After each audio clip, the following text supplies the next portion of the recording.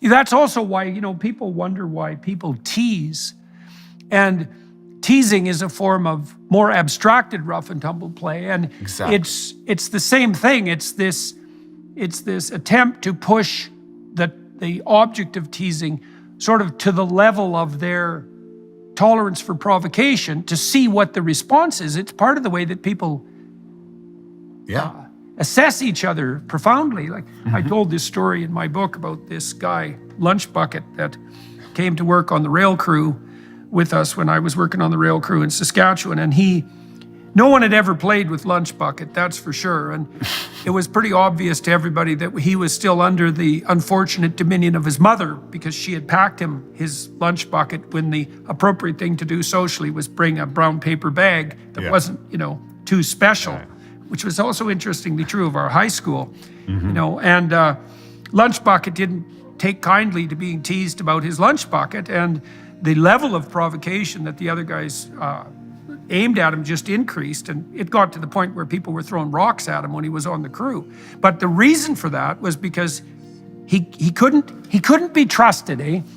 If you provoked him, he would respond with too much aggression. Yep. And that was an indication to everyone, even though no one really knew this, that he wasn't properly socialized and then could be a loose cannon if in a dicey situation. Yeah. And the other thing too, I think that teasing, it's also an attempt to initiate play. Yes. Like one of the things you see with kids is that when they meet each other on the playground is they'll immediately challenge each other. They sort of start out assuming the other kid is like younger and less developmentally able. Yeah. But they ratchet that up quickly to see if they're at a peer-to-peer level. And then they play on the edge. And that'll make kids friends. If kids can play as peers on the edge, then they become friends. And there's a lot of mutual provocation in that. And that's partly the extension of that capacity for emotional regulation, as well as the extension of the capacity for creative interaction. Part of the reason that people are loath to allow their kids to engage in boisterous play is because, as you said, their maps are so low resolution that they can't distinguish between true aggression and pretend aggression. And so they're often people who are afraid, for example, of dogs, because they can't distinguish a dog with its tail wagging, its mouth hanging open, that wants to play and is making maneuvers in that direction. They can't distinguish that from an aggressive onslaught. This is why you see in schools this idiot insistence that, there should be no competitive play.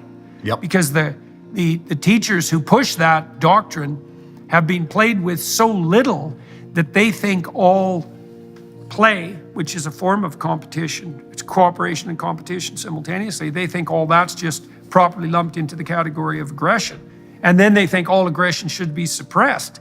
And it's absolutely, it's awful for young boys, but it's awful for women too, because the boys then end up awkward with low resolution physical maps, and they can't dance and they can't move, and their emotional regulation is volatile, and I think to quote Jordan Peterson, it's a complete bloody disaster.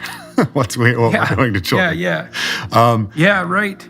When I first started Evolve Move Play, Mercer Island, which is one of the school districts that was near us, had banned tag. Like completely, no touch-based games. And they had shortened recesses to 7 minutes, and their justification for this was because children couldn't play for longer than 7 minutes without experiencing conflict. And this is Jesus, man. It's so absurd, because it's like, how are they ever going to learn without these things? Well, the thing is, people who take that tack assume that enforced zero conflict equals peace.